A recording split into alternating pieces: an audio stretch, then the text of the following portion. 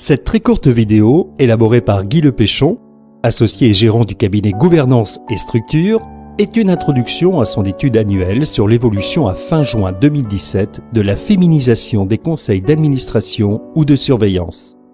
Que les partenaires, dont M. Bertrand Collomb, soient ici remerciés. Ces résultats sont particulièrement intéressants car depuis la loi Copé-Zimmermann, l'année 2017 est la première année où les conseils de toutes les sociétés concernées doivent respecter la loi.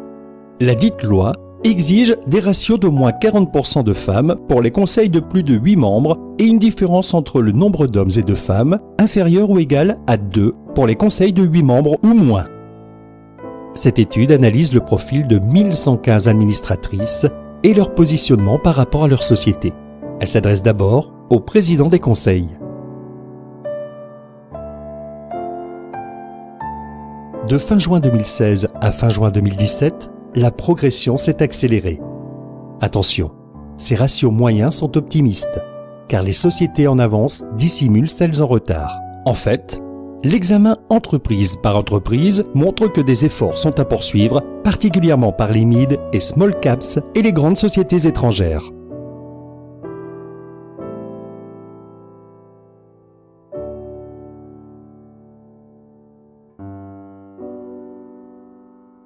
Gouvernance et Structure recommande que de vraies ressources soient mises en place pour le suivi de la loi, en particulier pour les sociétés non cotées.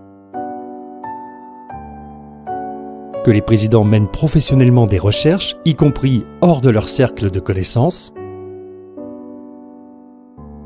Que les femmes candidates étendent leur relationnel et, si nécessaire, participent à des formations spécifiques ou certifiantes.